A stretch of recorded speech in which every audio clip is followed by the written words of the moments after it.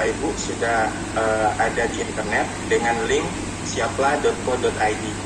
Jadi seperti yang dijelaskan, ada 3 komponen utama di dalam aplikasi ini.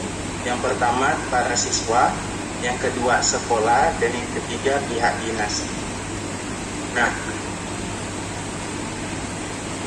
dan kali ini saya akan fokus menjelaskan yang akan dilakukan Bapak Ibu sekalian. Jadi jika Bapak Ibu sebagai sekolah saat mengakses halaman utama ini, Bapak Ibu bisa menekan login sekolah.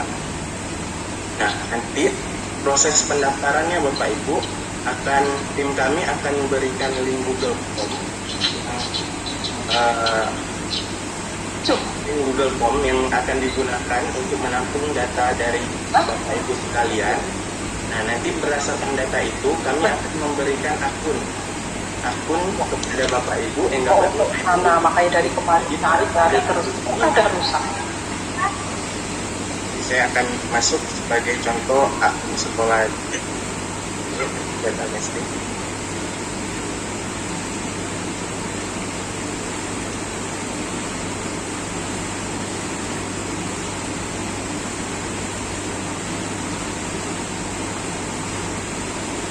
Di Bapak Ibu, menu yang ada di dalam sistem ini yang akan Bapak Ibu lihat, ada dashboard pertama.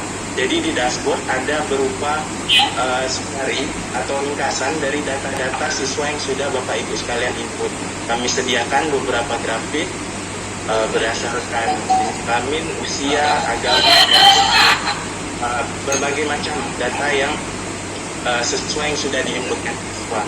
Nah, langkah pertama yang perlu Bapak Ibu lakukan adalah mengimport data siswa.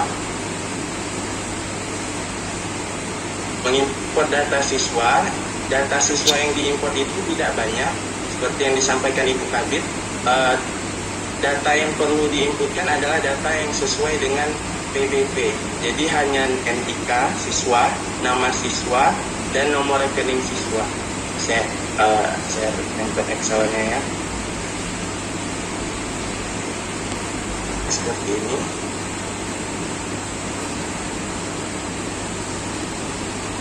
Jadi hanya empat komponen ini aja yang perlu Bapak Ibu siapkan dalam bentuk Excel.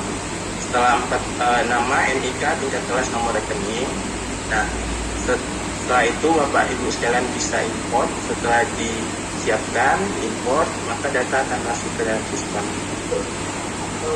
Nah, setelah data masuk ke dalam sistem akan menggenerate akun-akun siswa Bapak Ibu, yang Bapak Ibu dapat akses di dalam menu manajemen akun siswa. Nah, sistem sudah menyiapkan password default bagi akun siswa. Di kolom ini ada password default. Nah, Bapak Ibu sekalian bisa men-share kepada siswa untuk akun-akun mereka ini. Jadi akun login siswa itu menggunakan NIK dan menggunakan password default yang ini. Jadi Bapak Ibu bisa share ke mereka. Nah, setelah Bapak Ibu share ke mereka, baru para siswa bisa melengkapi data.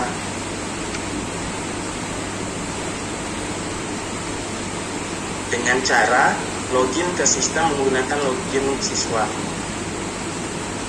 Kita ambil contoh satu data ya Bapak Ibu.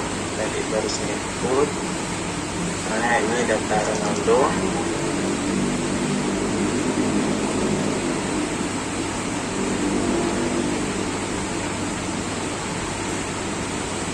Nah, jadi siswa akan masuk ke dalam tampilan seperti ini. Jadi yang akan mengcopy data-datanya justru dari pihak siswa Bapak Ibu. Siswa perlu menginputkan ada 5 komponen utama. Pertama data sekolah, yang kedua data pribadinya siswa, data orang tua, dan data validasi. Data sekolah sudah otomatis terisi karena sudah bisa terdetek dari admin yang menginputkannya.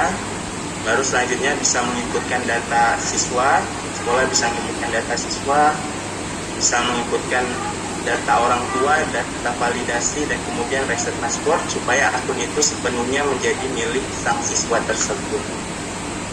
Nah, setelah siswa melengkapi data Bapak Ibu, baru data siswa akan masuk ke dalam menu validasi data siswa ini. Jadi nanti akan di menu validasi data siswa ini, disinilah yang paling akan sering Bapak Ibu sekalian akses. Jadi di sini menunjukkan berapa jumlah siswa yang terdaftar di sistem, berapa jumlah siswa yang sudah input, berapa jumlah siswa yang sudah dicek, dan berapa jumlah siswa yang ada masalah.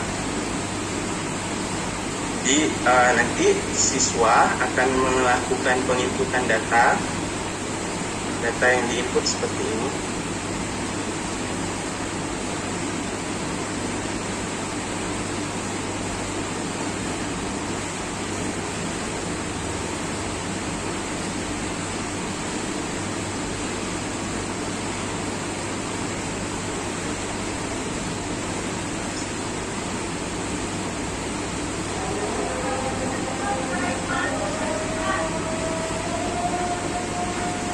Ini harus melakukan pengecekan.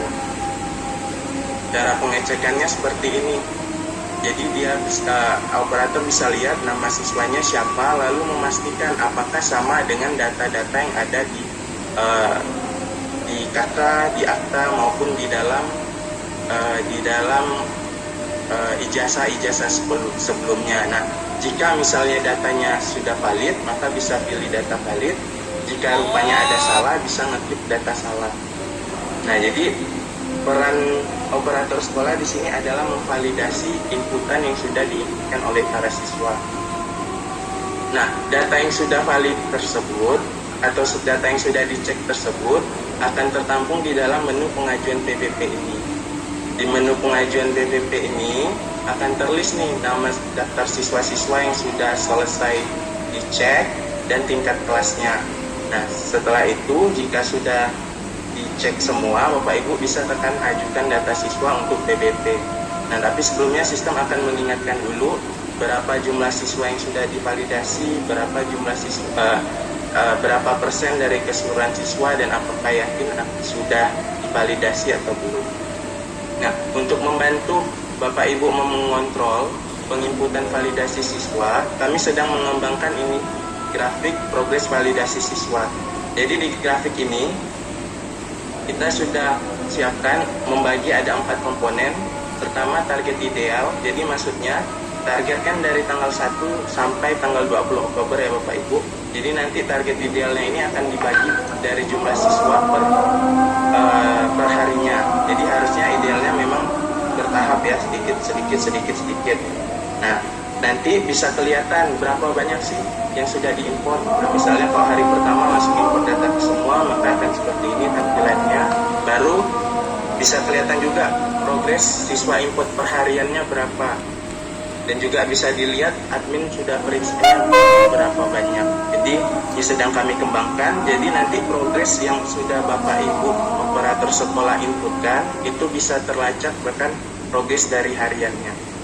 Nah, progres ini bagi Bapak Ibu operator sekolah bisa lihat progres masing-masing, tapi bagi dinas bisa melihat progres dari setiap sekolah. Nah, itu terkait data siswa. Nah, di sini juga kami ada mengembangkan terkait data sarana prasarana Bapak Ibu. Data sarana prasarana juga bisa diinputkan, nanti hasil keluarannya juga berupa Excel.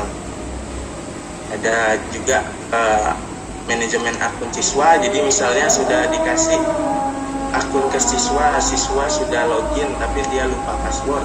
Nah, di manajemen akun siswa ini Bapak Ibu bisa mengedit, mereset lagi password akun mereka supaya mereka bisa login. Jadi kira-kira seperti itu alur gambaran aplikasinya Bapak Ibu. Jadi saya rangkumkan. Jadi pertama, Bapak Ibu mengimport data siswa, kemudian akan tergenerate akun by system. Nah, akun inilah yang Bapak Ibu sampaikan kepada para siswa. Nantinya siswa sendiri yang akan melengkapi data mereka. Sudah mereka lengkapi datanya, baru Bapak Ibu di menu validasi data siswa ini melakukan validasi, yaitu pengecekan apakah data-data siswa ini khususnya nama, tempat lahir, sesuai dengan data-data pendukung, yaitu akta, akta lahir, KK, dan ijazah mereka sebelumnya. Jika sudah valid bisa ditandai valid, jika belum valid bisa ditandai ada masalah. Nah, nanti jika ada tanda ada masalah itu akan masuk ke akun siswa sehingga mereka bisa melakukan langkah tertentu untuk memperbaiki data mereka tersebut.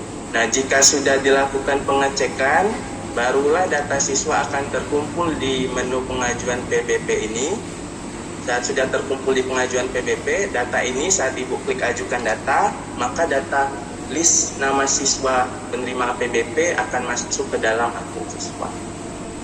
Jadi kira-kira seperti itu alur penjelasan demo aplikasinya. Saya kembalikan ke Ibu Sri.